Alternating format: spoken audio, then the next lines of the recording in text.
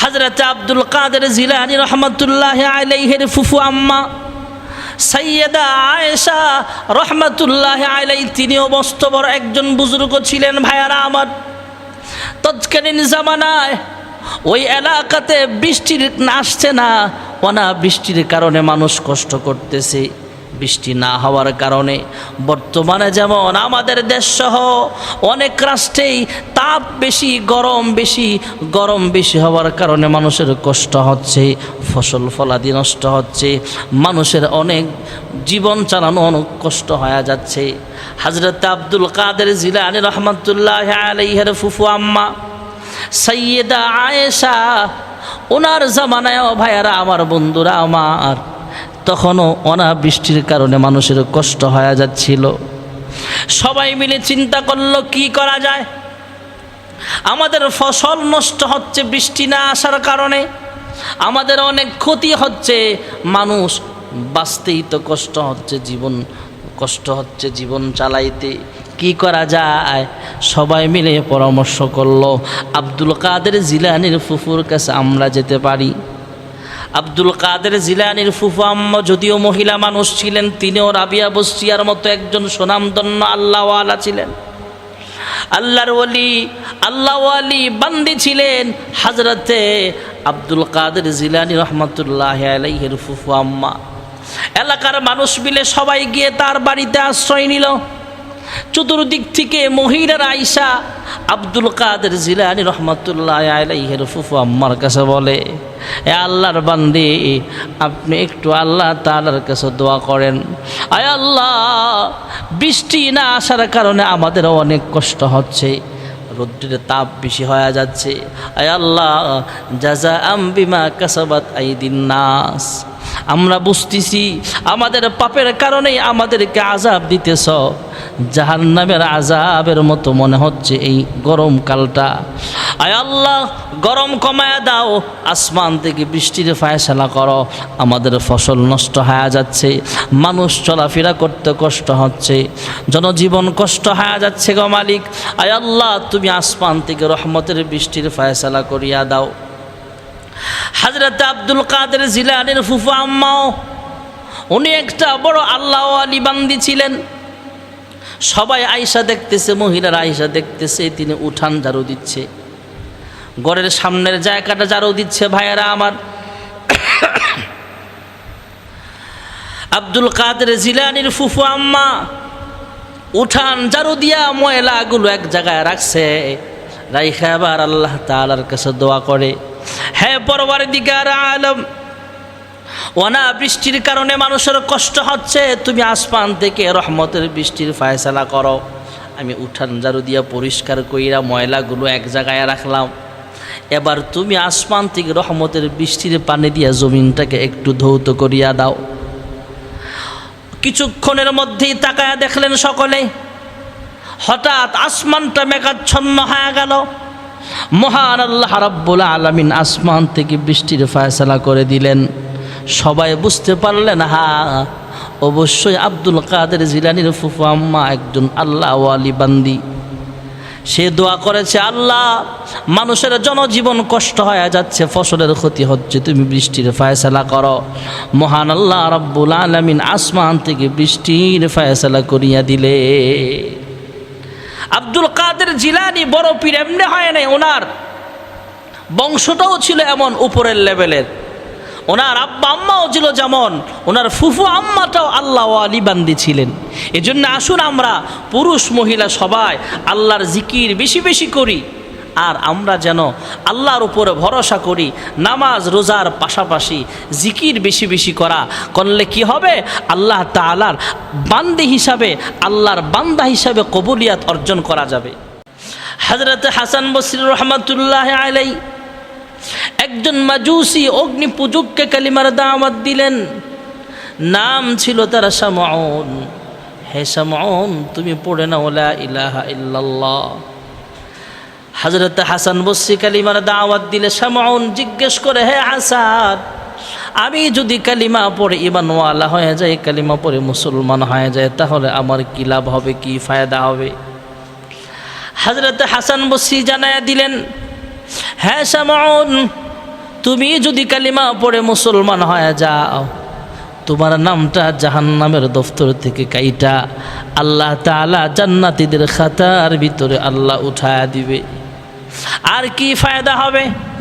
হযরত হাসান বসে আরো জানায়া দিলেন, হ্যাঁ শামউন, তুমি যদি কালিমা পড়ে মুসলমান হয়ে যাও, আল্লাহ তাআলা তোমার পিছনের জিন্দেগির সব গুনাহ খাতা মাফ করে দিবে।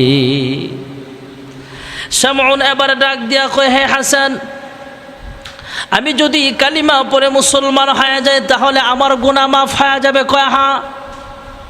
আমার নামটা জাহান্নামের লিস্টি থেকে কাইটা জান্নাতের লিস্টিতে উঠানো হবে? কয় হ্যাঁ। তোমার নামটা জান্নাতীদের খাতার ভিতরে আল্লাহ তাআলা উঠায়া দিবেন। শামউন ডাক দিয়া কয়, হে হাসান বসরি, আমি কালিমা পড়ে মুসলমান হয়ে যাব, তবে একটা শর্ত। হাসান বসরি জিজ্ঞেস করলেন, কি শর্ত বলো?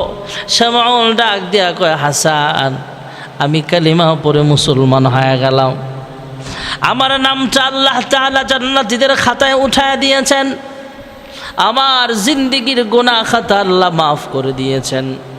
এই কথাগুলো শুধু মুখে বললে হবে না, তুমি কাগজে কলম দিয়ে কাগজের মধ্যে লিপিবদ্ধ করো।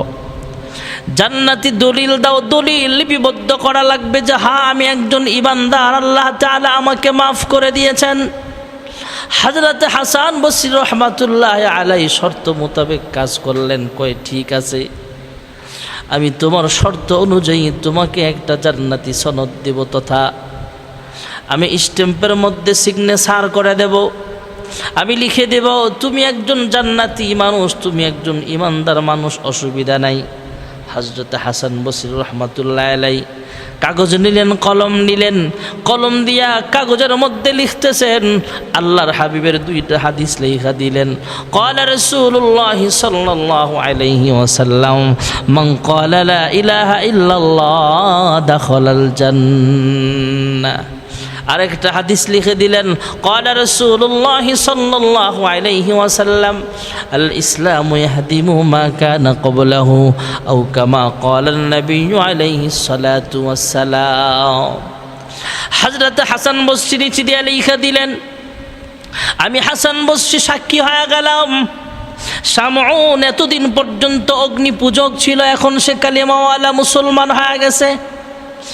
আর যেই ব্যক্তি পড়ে নিয়েছে লা ইলাহা ইল্লাল্লাহ, আল্লাহর হাবিব বলেছেন এই লোকটা জান্নাতি মানুষ। আল্লাহর হাবিব বলেছেন যেই ব্যক্তি কালিমাওয়ালা হয়ে যাবে, ঈমানদার হয়ে যাবে, পিছনের জিন্দেগির সব গুনাহ আল্লাহ মাফ করে দিবেন। এই কথা অনুযায়ী আল্লাহর হাবিবের এই হাদিস শরীফ অনুযায়ী আমি লেখা দিলাম, শামউন যেহেতু কালিমা পড়ে মুসলমান হয়ে গেছে, শামউনের জিন্দেগির গুনাহ খাতা আল্লাহ মাফ করে দিয়েছেন। শামউনের জিন্দেগির গুনাহ মাফ কইরা তার নামটা জাহান্নামের দফতর থেকে কাইটা আল্লাহ তার নামটা জান্নাতীদের লিস্টের মধ্যে আল্লাহ উঠায়া দিয়েছে। কাগজের মধ্যে নিচে দিয়ে সিগনেচার করে হাসান বসরি রহমাতুল্লাহ আলাইহি শামউনের হাতে উঠায়া দিলে। শামউন ডাক দেয়া বলে, হে হাসান বসরি, আমি দুনিয়ায় যতদিন জীবিত থাকবো এই কাগজখানা আমার এক পয়সারও কোনো মূল্য নাই, এই কাগজখানা আমার কোনো কাজে আসবে না, তবে এই কাগজটা আপনার কাছে আমানত রেখে দিলাম। আমি যদি আপনার আগে দুনিয়া থেকে বিদায় হয়ে যাই তাহলে আপনি নিজে জানাজার নামাজের ইমামতি করবেন, আপনি নিজে কবরে না আমাকে দাফন করবেন। তবে দাফনের সময় কাফনের কাপড়টা মাথা থেকে যখন একটু সরায়া আমাকে দাফন করার সময় কাফনের কাপড় সরায়া আমার কাফনের কাপড়ের ভিতরে পেঁচা এই জান্নাতি দলিলখানা লেখা, এই জান্নাতি দলিলখানা তথা আমি যে একজন কালেমাওয়ালা মুসলমান, আল্লাহ যে আমাকে ক্ষমা করে দিয়েছেন, আমার নামটা জান্নাতীদের খাতার ভিতরে আল্লাহ তাআলা উঠায়া দিয়েছেন। এই কথাগুলো যে তুমি লিখেছ, তোমার সিগনেচার কি তো এই কাগজখানা কাফনের কাপড়ের ভিতরে পেঁচায় তারপরে আমাকে দাফন করে দিবা। ওয়াদা মোতাবেক হযরত হাসান বসরি রহমাতুল্লাহ আলাইহি কাগজটা গ্রহণ করে নিলেন। কিছুদিন পর জানতে পাইলেন শামউন দুনিয়া থেকে বিদায় হয়ে গেছে। হাসান বসরি রহমাতুল্লাহ আলাইহি নিজে গোসল করালেন, কাফন পরালেন, জানাজার নামাজের ইমামতিটাও করলেন। কবরে দাফন করার সময় নিজেই কবরস্থানে নামলেন, কবরের মধ্যে নেমে গেলেন। দাফন করার সময় কাফনের কাপড়টা মাথা থেকে একটু সরায়া কাফনের কাপড়ের ভিতরে পেঁচায়া ওই যে কাগজখানা হাসান বসরি রহমাতুল্লাহ আলাইহির সিগনেচারও আছে এই কাগজের মধ্যে, কাগজখানা সহ কাফনের ভিতরে পেঁচায়া তাকে দাফন করা হয়। কয়েকদিন পর হাসান বসরি স্বপ্নে দেখে শামউন আল্লাহর জান্নাতের মেহমান হয়ে গেছে। হযরত হাসান বসরি স্বপ্ন যুগে জিজ্ঞেস করলেন, হ্যাঁ শামউন, তুমি কোন আমলের পরিবর্তে আল্লাহ তোমাকে জান্নাত দিয়া দিছে? তোমার কবরটা জান্নাতের বাগান বানায় দিছে? কয় হ্যাঁ, আমার কবরটা আল্লাহর হুকুমে ফেরেশতারা জান্নাতের বাগান বানায় দিয়েছে, জান্নাতের পোশাক আমাকে পরায় দেওয়া হয়েছে, জান্নাতের আলো বাতাস আমার দিকে প্রবহমান হচ্ছে, জান্নাতের খাবার দাবার আমার মেহমান হিসেবে আমার কবরের মধ্যে আনা নেওয়া করতেছে জান্নাতি ফেরেশতারা, আমাকে জান্নাতি খাবার পরিবেশন করা হচ্ছে। হাসান বসরি জিজ্ঞেস করলেন, হ্যাঁ শামউন, তুমি কিভাবে জান্নাতের মালিক হলা বুঝতে পারলাম না, কোন আমলের বরকতে? হযরতে হাসান বসরির প্রশ্নের জবাবে শামউন ডাক দেয়া কয়, হে হাসান, আমাকে যখন কবরস্থানে দাফন করা হলো, দুইজন ফেরেশতা আবার পুনরায় আমার ভিতরে রূহ দেওয়া হলো। দুইজন ফেরেশতা এসে আমাকে পুনরায় জিন্দা করার পর তিনটা প্রশ্ন করার জন্য যখন আমার সামনে আসছে, আমি ফেরেশতাদেরকে আমার কাফনের কাপড়ের ভিতরে পেঁচানো সেই কাগজখানা তুলে দিলাম। হ্যাঁ ফেরেশতারা, দেখো না, আল্লাহর ওলি হাসান বসরি লেখা দিছে আমি একজন জান্নাতি মানুষ।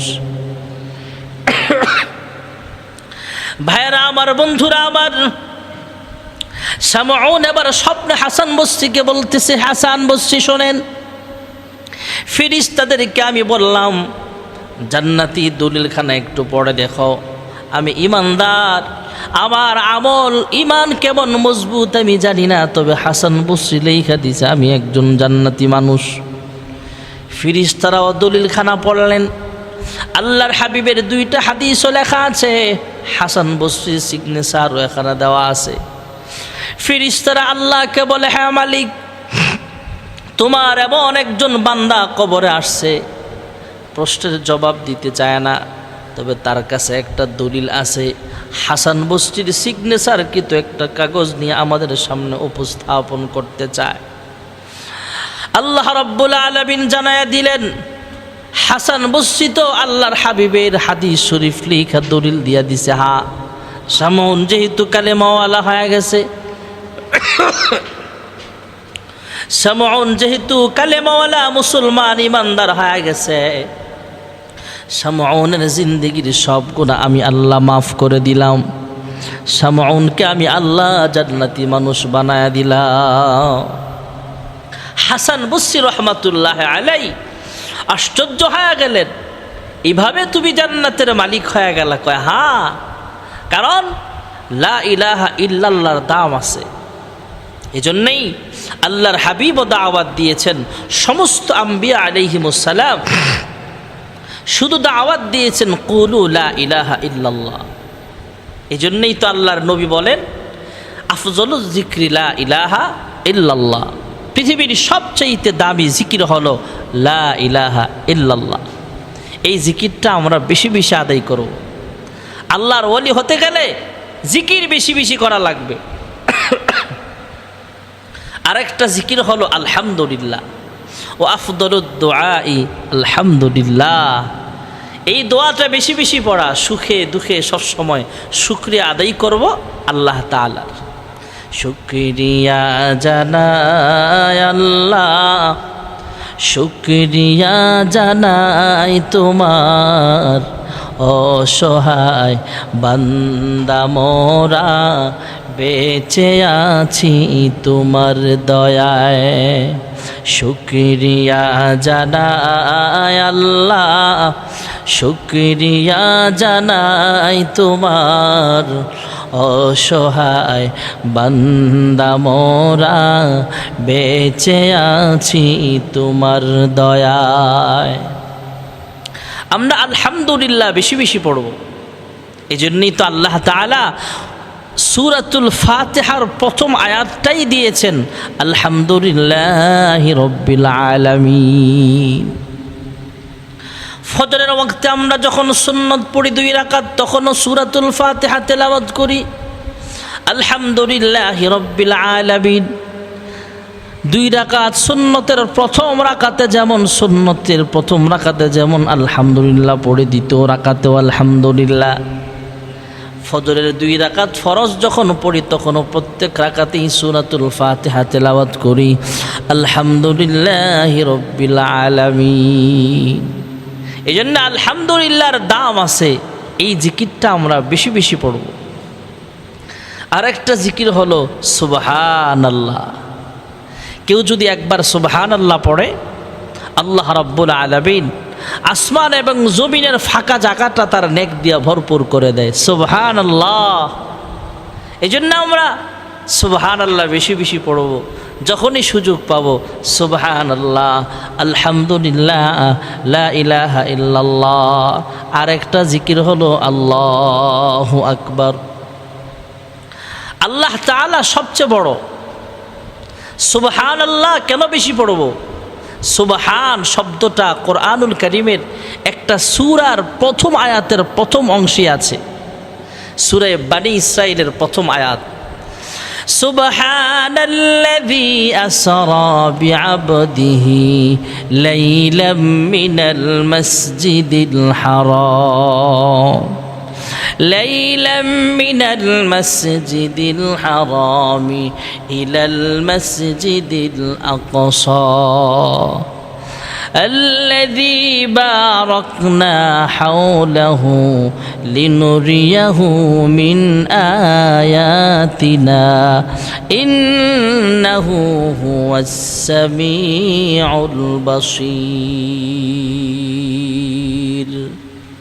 সুবহান সুবহান এই শব্দটা আল্লাহ এই আয়াতের শুরুতে এনেছেন।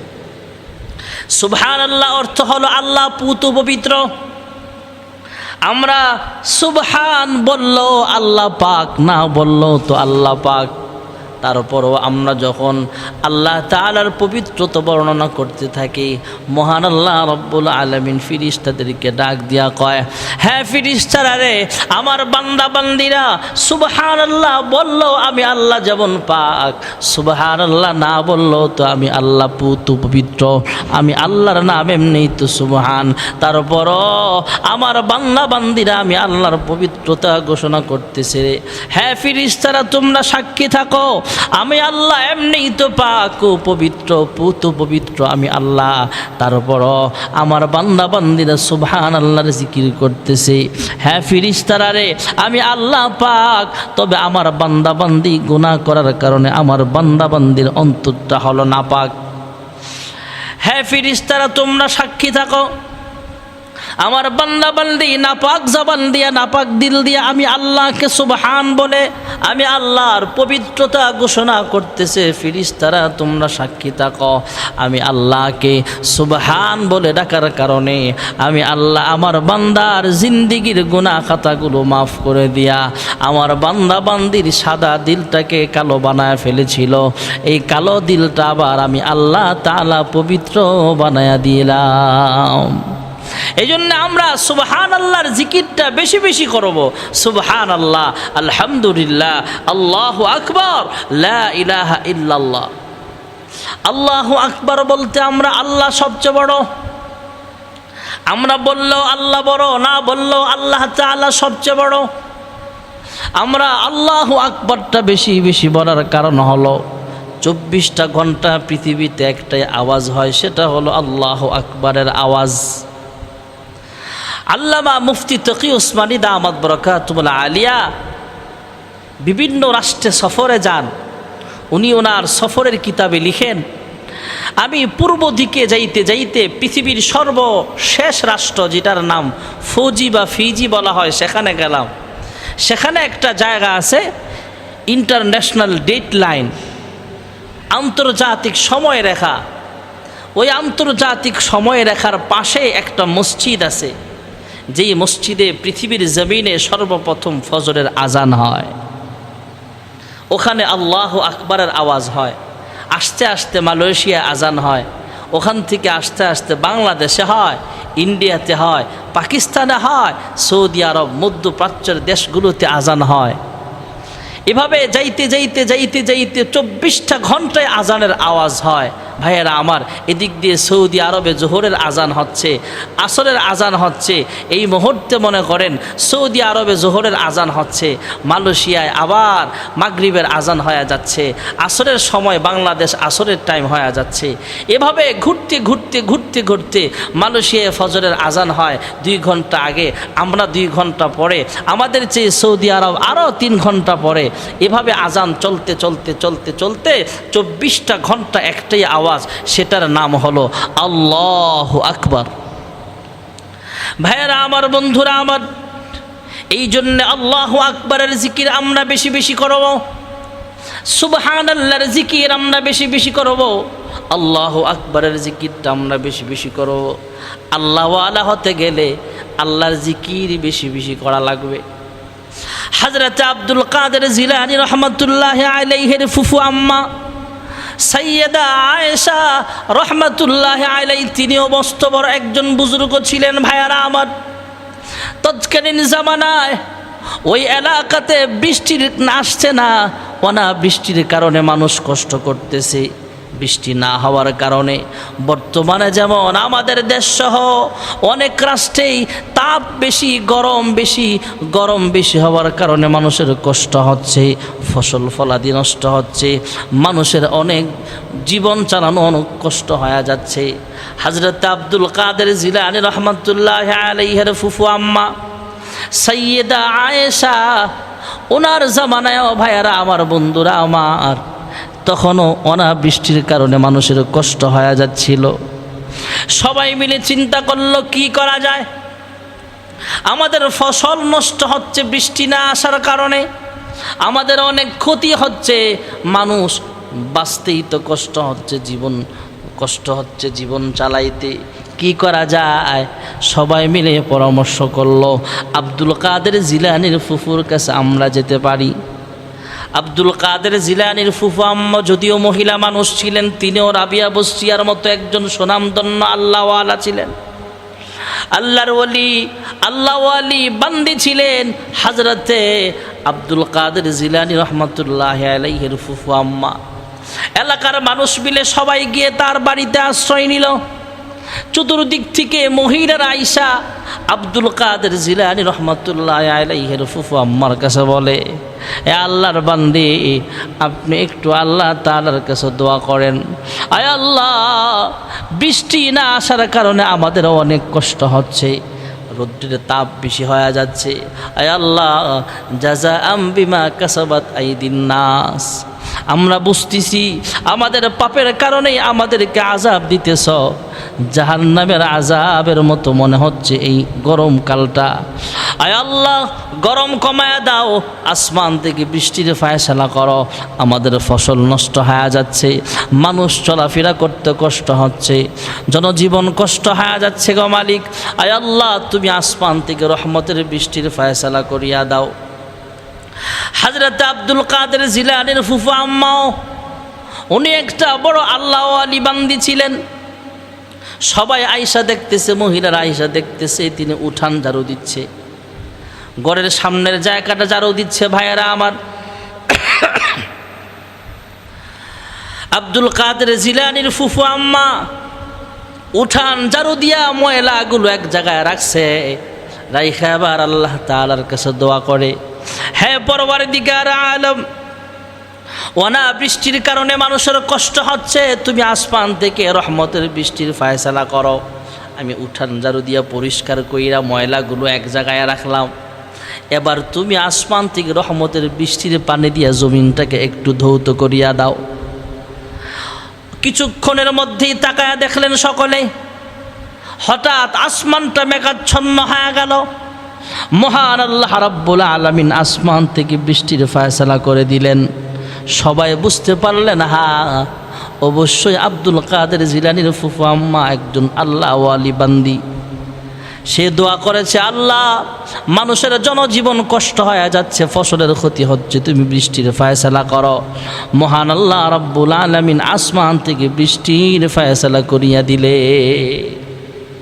আব্দুল কাদের জিলানী বড় পীর এমনি হয় নাই, ওনার বংশটাও ছিল এমন উপরের লেভেলের।